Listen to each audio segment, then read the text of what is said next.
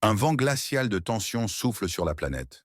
Du nord au sud, l'échiquier géopolitique tremble, chaque mouvement pouvant déclencher une explosion. L'ombre de la guerre plane et les répercussions nous concernent tous. Question à vous. Écrivez d'où vous nous regardez, pays et ville. Donald Trump a relancé l'idée de possibles négociations entre Vladimir Poutine et Volodymyr Zelensky. Le leader oriental se dit prêt à rencontrer Poutine, mais insiste sur un contenu réel, pas seulement une date. Il accuse Moscou de propositions vides, de manœuvrer pour gagner du temps. Il exige des sanctions fortes et efficaces contre la Russie. Pendant ce temps, les forces du pays en guerre ont atteint des cibles stratégiques de la flotte russe de la mer Noire. Une attaque de précision aurait détruit des drones russes à Sébastopol, en Crimée occupée. Ce coup aurait affecté 5 systèmes de défense aérienne russes, 3 radars et pas moins de 2 lanceurs.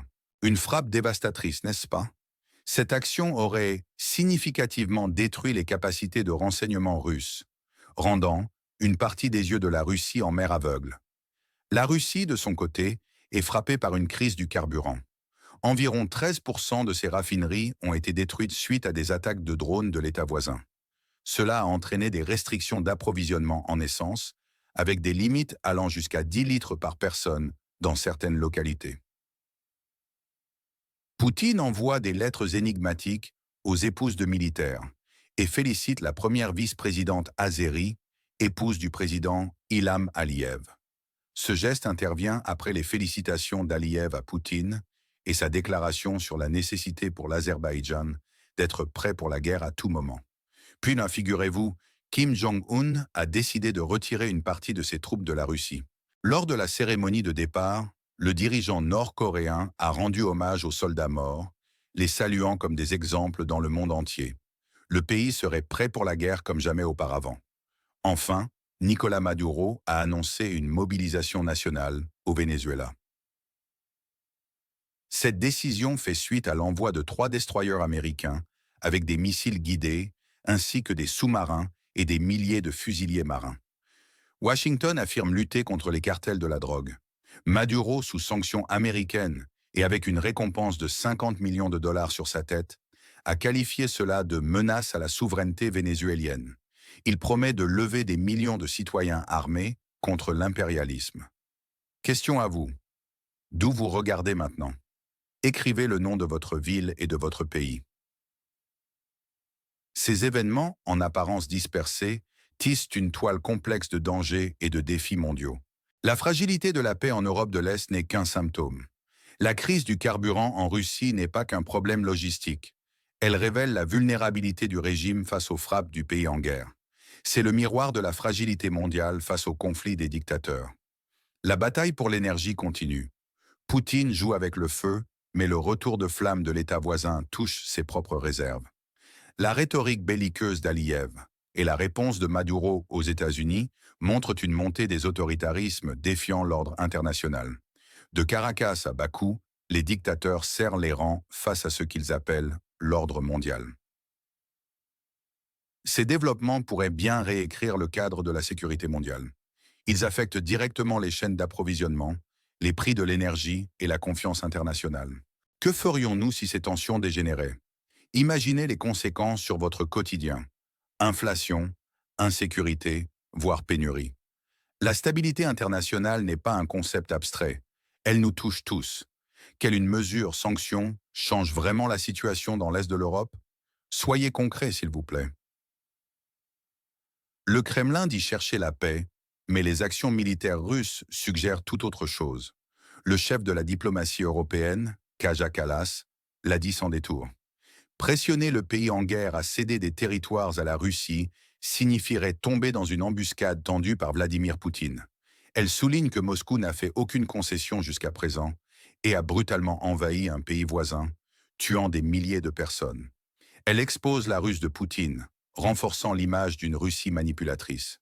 Quant à Donald Trump, il a déclaré « Voyons si Poutine et Zelensky peuvent travailler ensemble. C'est comme mélanger de l'huile et du raisin. Ils ne vont pas ensemble pour des raisons évidentes, mais qui sait ?»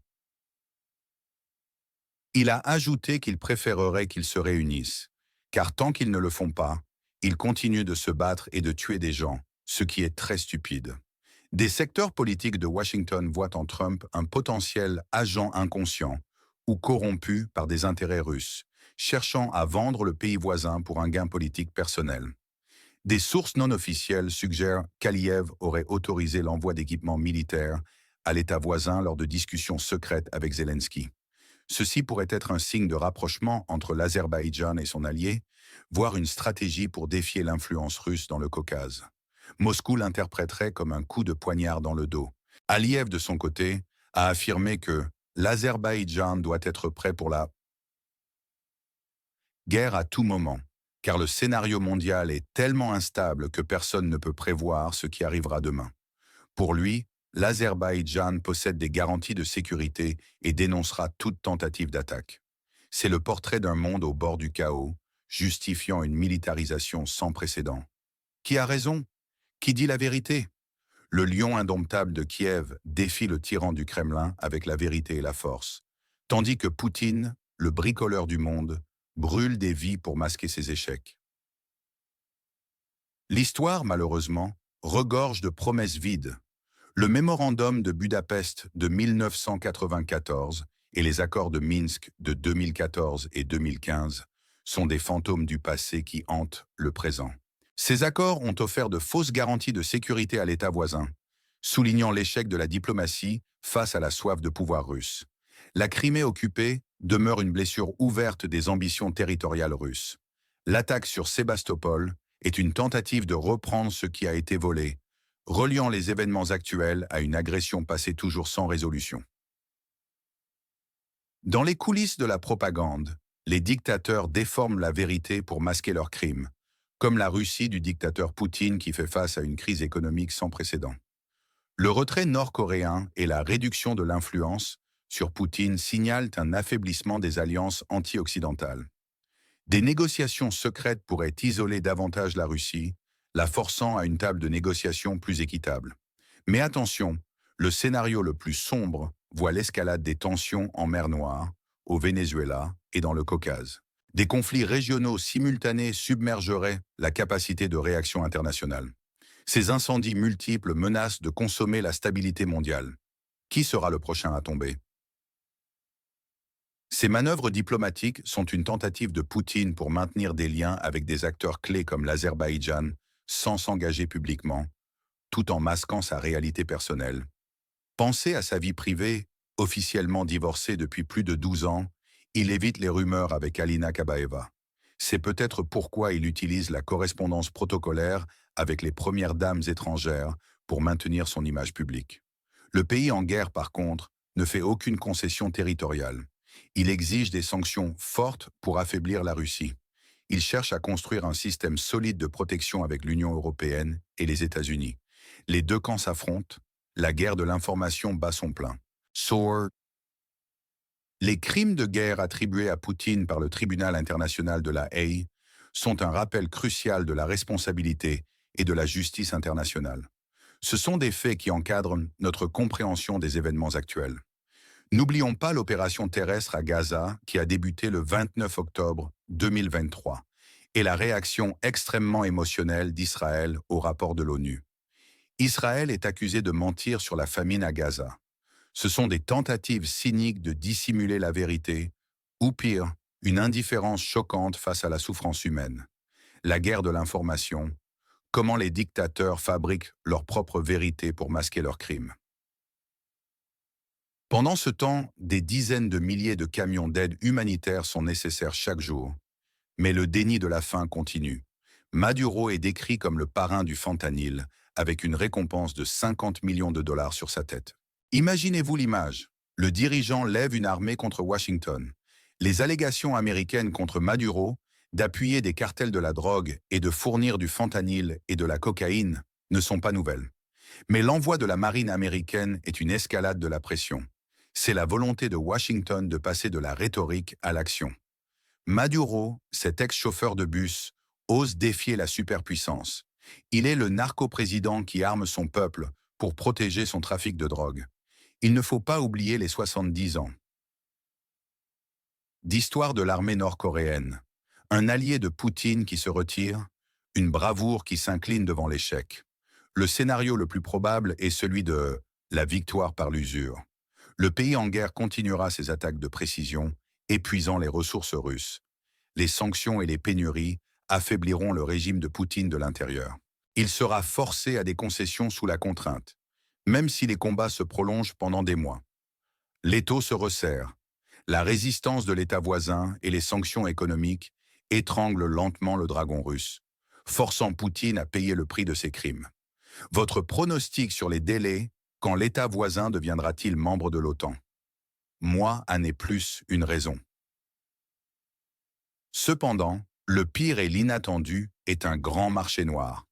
Les pressions internationales, combinées à l'influence de Trump, pourraient forcer le pays en guerre à céder des territoires. La Russie gagnerait du temps, se réarmerait et lancerait une nouvelle offensive à grande échelle plus tard. Cela prouverait que les concessions territoriales ne font qu'encourager l'agresseur. Cela détruirait tout espoir de paix durable. Il s'agirait d'un pacte avec le diable, ouvrant la voie à la prochaine invasion de Poutine. Alors, qui gagne et qui perd dans ce jeu de pouvoir? Le pays en guerre gagne en montrant sa capacité à frapper stratégiquement et à résister. Mais si elle cède du territoire, elle perd en souveraineté et en morale. La Russie perd en capacité militaire, économique et en stabilité interne. Elle gagne si elle parvient à gagner du temps ou à obtenir des concessions territoriales. Les États-Unis de Biden gagnent en renforçant l'OTAN et le soutien à l'État voisin. Mais ils perdent si les failles politiques internes, comme l'influence de Trump, minent cette unité. Donald Trump gagne en se positionnant comme le seul capable de résoudre le conflit, même par des propos controversés. Il perd si ses positions pro-Kremlin sont perçues comme une trahison. L'Azerbaïdjan gagne en affirmant sa souveraineté et en renforçant son armée, se positionnant comme un acteur régional puissant. Mais il perdra si ses manœuvres l'attirent dans un conflit direct avec la Russie. La Corée du Nord gagne en réaffirmant son autonomie et en se préparant à la guerre. Mais elle perd potentiellement une alliance clé si elle s'éloigne trop de la Russie. Enfin, le Venezuela de Maduro gagne en ralliant le peuple autour d'une menace externe, consolidant son pouvoir. Il perd si la confrontation avec les États-Unis déstabilise davantage le pays. Que devons-nous retenir? Les 5 systèmes de défense aérienne détruits sont la preuve irréfutable de l'inefficacité russe. Le bouclier russe s'effrite. 13% de l'économie russe en cendres. La guerre du pétrole se retourne contre Poutine. Ses citoyens paient le prix. La Russie rationne son peuple à 10 litres. C'est tout ce qu'il reste pour l'empire déclinant. Et ce prix de la trahison, 50 millions de dollars pour la tête du dictateur Maduro. Le monde en a assez. Le monde est-il sur le point de basculer dans une ère de conflits multiples, ou verrons-nous des alliances inattendues capables de ramener la paix? Abonnez-vous à notre chaîne pour rester informé des analyses les plus percutantes et sans filtre. Activez la cloche de notification pour ne rien manquer et partagez cette vidéo pour éclairer ceux qui cherchent la vérité. La situation actuelle n'est pas seulement une série d'événements isolés, elle est le reflet d'une dynamique complexe où les ambitions nationales, les intérêts économiques et les idéologies s'affrontent violemment. L'affaiblissement de la Russie, bien que difficile à quantifier précisément, est une réalité qui transparaît à travers les pertes militaires, les sanctions économiques et la fuite des cerveaux. Chaque raffinerie détruite, chaque système de défense aérienne neutralisé, sape non seulement la capacité militaire de Moscou, mais aussi sa légitimité auprès de sa propre population et de ses alliés. Le Kremlin tente de masquer ses revers par une propagande intense, dépeignant une image de puissance et de résilience, mais la réalité des pénuries de carburant et des restrictions d'approvisionnement finit par transpercer le voile. L'impact des sanctions financières et commerciales contre la Russie est également sous-estimé par de nombreux observateurs, notamment les propos tenus par Donald Trump. Ces sanctions, bien qu'elles n'aient pas provoqué un effondrement immédiat de l'économie russe, exercent une pression constante sur ses capacités d'investissement, ses infrastructures et sa technologie. L'accès limité aux technologies occidentales de pointe entrave le développement de secteurs clés comme l'énergie, l'aérospatiale et la défense. À long terme, cette érosion technologique pourrait affaiblir considérablement la position de la Russie sur la scène mondiale, la transformant en une puissance de second rang, dépendante de pays comme la Chine pour ses besoins technologiques et économiques. Le retrait d'une partie des troupes nord-coréennes de Russie, s'il est confirmé par des sources fiables, serait un signal fort. Non seulement cela témoignerait d'une dégradation de l'alliance russo-nord-coréenne, mais cela pourrait aussi indiquer que Pyongyang réévalue ses propres intérêts stratégiques. La Corée du Nord, malgré sa rhétorique belliqueuse, est avant tout préoccupée par sa propre survie et son développement nucléaire. Si l'aide russe échoue ou si le prestige de la Russie diminue, Kim Jong-un pourrait chercher de nouveaux partenaires ou consolider ses relations existantes avec d'autres puissances régionales. Cela pourrait avoir des implications majeures pour l'équilibre des pouvoirs en Asie et pour les efforts de dénucléarisation de la péninsule coréenne. La situation au Venezuela est un cas d'école de la manière dont les dynamiques régionales peuvent s'entremêler avec les tensions mondiales. La mobilisation nationale annoncée par Maduro est une tentative désespérée de ralliement face à une pression externe croissante. Les États-Unis, en envoyant des destroyers et des milliers de fusiliers marins, signalent qu'ils sont prêts à renforcer leur présence dans la région, non seulement pour lutter contre le trafic de drogue, mais aussi pour envoyer un message clair à Maduro et à ses alliés, notamment la Russie et la Chine. Si les États-Unis parviennent à déstabiliser Maduro, cela réduirait l'influence de la Russie dans l'hémisphère ouest et pourrait ouvrir la voie à un changement de régime. Toutefois, une intervention militaire directe des États-Unis pourrait entraîner une crise humanitaire majeure et une résistance farouche de la part des partisans de Maduro, exacerbant une situation déjà volatile. L'Azerbaïdjan, sous la direction d'Aliyev, se positionne comme un acteur de plus en plus assertif dans le Caucase. Les discussions secrètes avec Zelensky et l'envoi potentiel d'équipements militaires aux pays en guerre pourraient être vus comme un défi direct à l'hégémonie russe dans la région. Traditionnellement, l'Azerbaïdjan a navigué avec prudence entre la Russie et l'Occident, mais la faiblesse actuelle de Moscou pourrait inciter Bakou à affirmer davantage son indépendance. Une telle démarche pourrait avoir des répercussions significatives pour la sécurité régionale, notamment en ce qui concerne le conflit du Haut-Karabakh, et pourrait ouvrir de nouvelles voies pour l'intégration de l'Azerbaïdjan dans des alliances occidentales.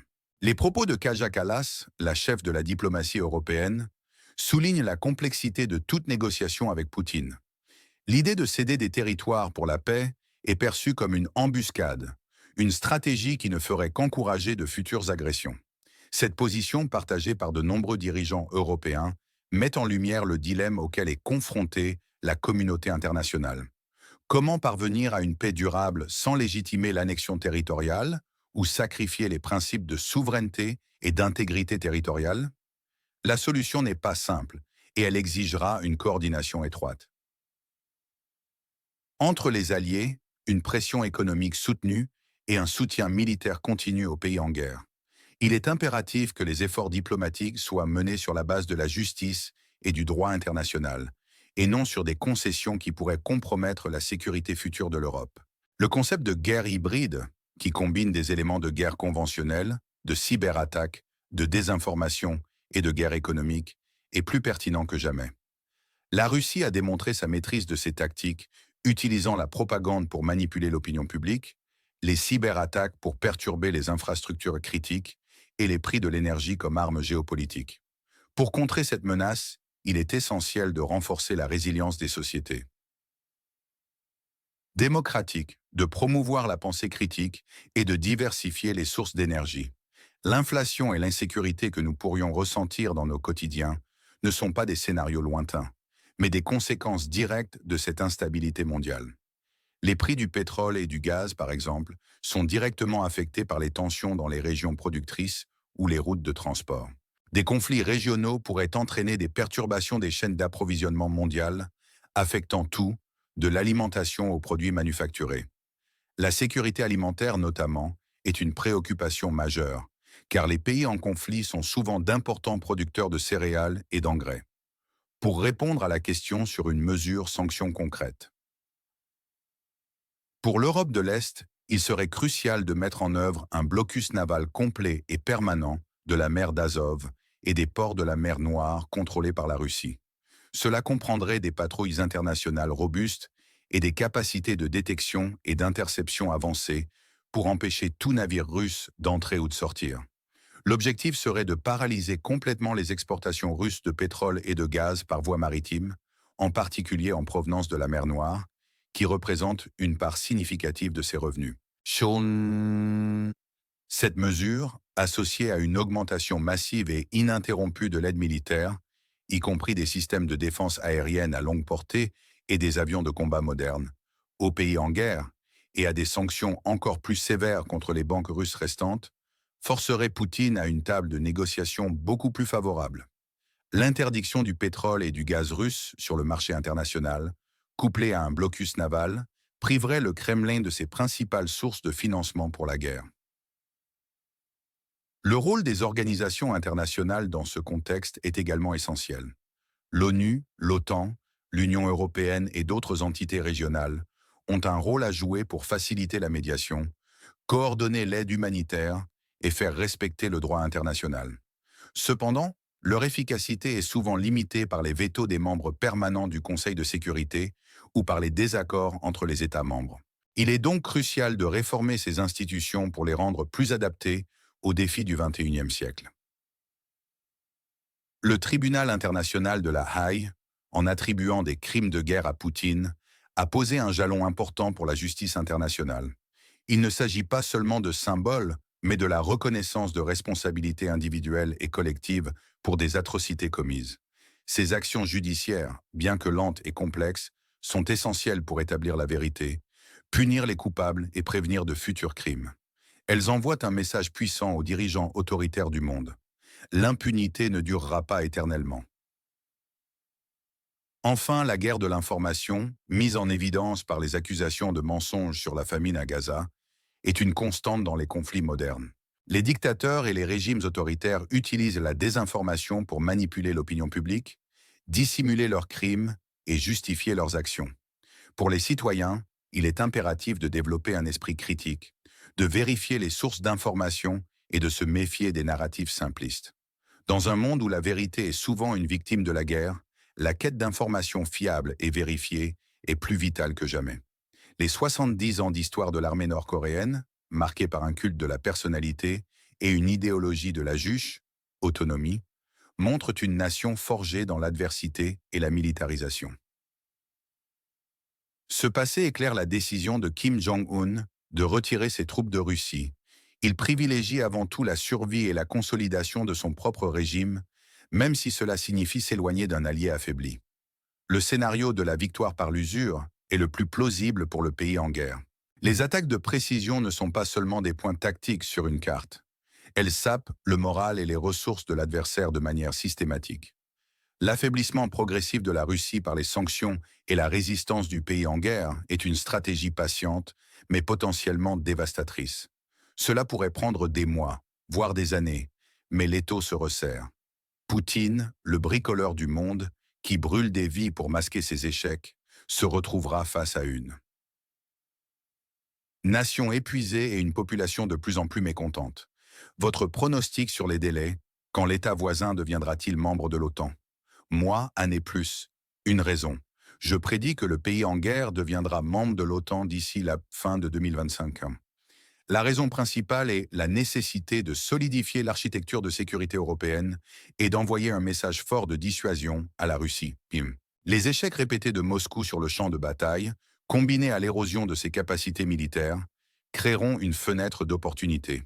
Les pays de l'OTAN, ayant vu la résilience de l'État voisin et sa capacité à s'adapter aux normes militaires occidentales, seront plus enclins à accepter son adhésion, en reconnaissant qu'une adhésion rapide garantirait sa stabilité future et renforcerait l'ensemble de l'Alliance. Une fois Poutine suffisamment affaibli ou marginalisé, l'opposition à cette adhésion sera considérablement réduite. Cependant, le pire et l'inattendu est un grand marché noir. Les pressions internationales, combinées à l'influence de Trump, pourraient forcer le pays en guerre à céder des territoires. La Russie gagnerait du temps, se réarmerait et lancerait une nouvelle offensive à grande échelle plus tard. Cela prouverait que les concessions territoriales ne font qu'encourager l'agresseur. Cela détruirait tout espoir de paix durable. Il s'agirait d'un pacte avec le diable, ouvrant la voie à la prochaine invasion de Poutine. Alors, qui gagne et qui perd dans ce jeu de pouvoir? Le pays en guerre gagne en montrant sa capacité à frapper stratégiquement et à résister. Mais si elle cède du territoire, elle perd en souveraineté et en morale. La Russie perd en capacité militaire, économique et en stabilité interne. Elle gagne si elle parvient à gagner du temps ou à obtenir des concessions territoriales. Les États-Unis de Biden gagnent en renforçant l'OTAN et le soutien à l'État voisin. Mais ils perdent si les failles politiques internes, comme l'influence de Trump, minent cette unité. Donald Trump gagne en se positionnant comme le seul capable de résoudre le conflit, même par des propos controversés. Il perd si ses positions pro-Kremlin sont perçues comme une trahison. L'Azerbaïdjan gagne en affirmant sa souveraineté et en renforçant son armée, se positionnant comme un acteur régional puissant. Mais il perdra si ses manœuvres l'attirent dans un conflit direct avec la Russie. La Corée du Nord gagne en réaffirmant son autonomie et en se préparant à la guerre. Mais elle perd potentiellement une alliance clé si elle s'éloigne trop de la Russie. Enfin, le Venezuela de Maduro gagne en ralliant le peuple autour d'une menace externe, consolidant son pouvoir. Il perd si la confrontation avec les États-Unis déstabilise davantage le pays. Que devons-nous retenir? Les 5 systèmes de défense aérienne détruits sont la preuve irréfutable de l'inefficacité russe. Le bouclier russe s'effrite. 13% de l'économie russe en cendres, la guerre du pétrole se retourne contre Poutine, ses citoyens paient le prix. La Russie rationne son peuple à 10 litres, c'est tout ce qu'il reste pour l'empire déclinant. Et ce prix de la trahison, 50 millions de dollars pour la tête du dictateur Maduro. Le monde en a assez. Le monde est-il sur le point de basculer dans une ère de conflits multiples, ou verrons-nous des alliances inattendues capables de ramener la paix? Abonnez-vous à notre chaîne pour rester informé des analyses les plus percutantes et sans filtre. Activez la cloche de notification pour ne rien manquer et partagez cette vidéo pour éclairer ceux qui cherchent la vérité.